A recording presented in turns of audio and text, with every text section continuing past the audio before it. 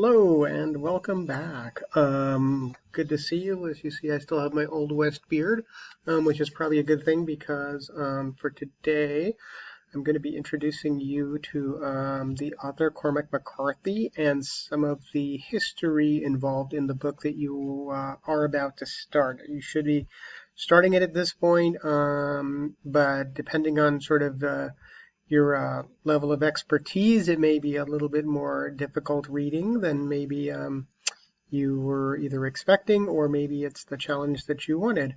In either case, I'm going to walk you through some background information so that you at least have a little bit better idea about how the history works with this book, which I think is probably the most interesting way of approaching this.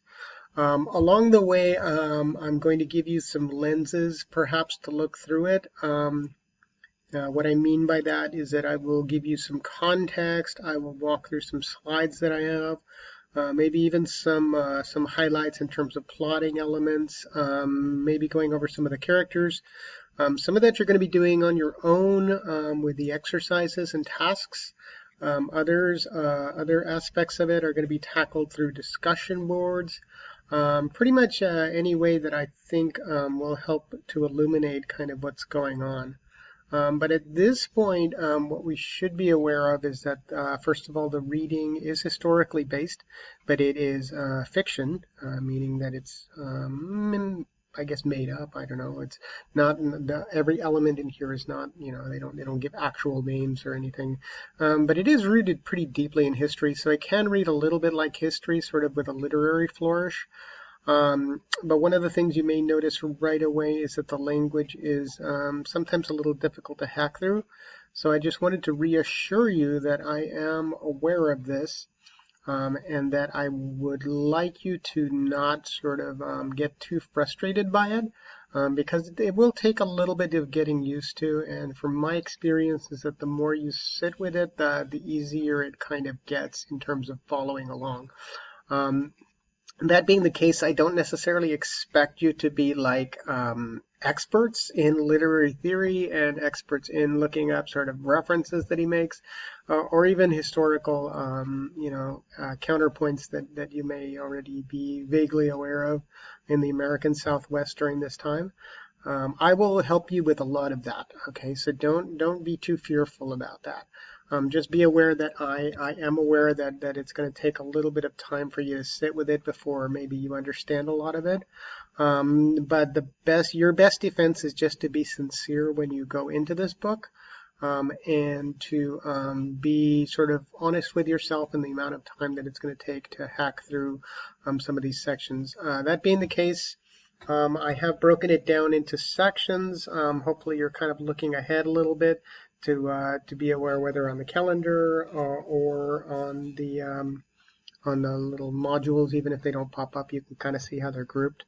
You can see the main highlights. In this case, I'm asking that you read chapters 1 through 4 together as a group, and then later on I'll group them together in similar ways, like a number of chapters, and I'll tackle them kind of all at once, so that we can at least tackle chunks of them, so I can walk through them as best I can. That being the case, it may take a little bit of guidance on my part. I'm aware of that. I've taught this before, this book before, so I know how much guidance this can take. I would encourage you to come up with questions either in the 108, or email me directly, or maybe even in your discussion groups if there is some room for that. But that being the case, before that gets started, I do want to walk through some of these slides that I have up here. Hopefully all of them. I'll break this down into 2 parts if I need to. I do want you to be able to sit with it, so I'll try to be as informative as I can and hope that the background helps everything along. Okay, so this is Cormac McCarthy. This is the writer. He's written a few books at this point, 5 or 6 or 7 or 8 or something like that. And all of them are fairly complex in terms of their writing style. You'll notice that probably right away, how it is a little bit difficult at times, quote unquote difficult to read, because it does have a lot of literary flourishes. But once again, don't be too intimidated by that. He's written a number of books here. I really enjoy him. I really enjoy the language, and I would invite you to just enjoy the language as best you can. Enjoy being, in quotes. I know this is assigned and it is difficult, and you have other classes and other things to do, but please enjoy the language as best you can, and don't get too hung up on, like I said, recognizing every little literary flourish and what it means, because I can help you out with that a little bit. Okay, so let's go through this.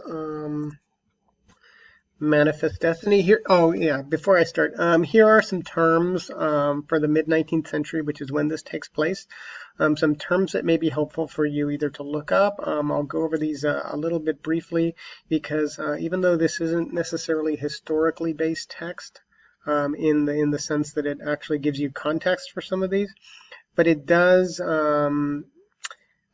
allude to a lot of these things. Okay, so one of the things you need to be aware of is in the actions that take place here, all of these things are swimming around. Okay, the idea of manifest destiny, I may have a little link to a video in 108 as we discuss this, just to show you kind of I don't know, I guess there's a nicer way of saying brainwashing, but it's basically a manifest destiny. If you've heard of it before, or whether you haven't heard of it before, it is basically a justification for the expansion into the American West in the 19th century, as we moved out, meaning the American government, moved from the East Coast to the West Coast, and expanded throughout the continent.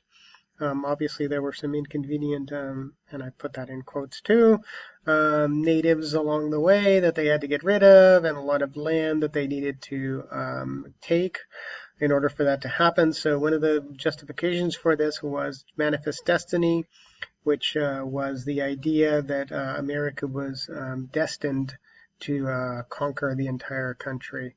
And it was manifest, meaning that it was going to happen one way or the other.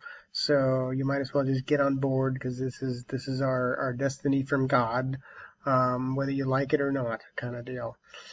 There's a lot more to it than that, and I may offer some links too as I see fit as we go through this. But for now, that's probably all you really need to understand, is that there was sort of a widespread need for justifying the elements of the book that you're going to read. The annexation of Texas took place in 1836 to 1845. That was a pretty complicated process where it kind of changed hands a bunch. If you're not aware of sort of Texas history, which I'm only sort of aware of as it relates to this book, the only thing that you really need to know is that there were a lot of different authorities that were trying to take over the land in that area, meaning that at one point it was owned by Mexico. Another point,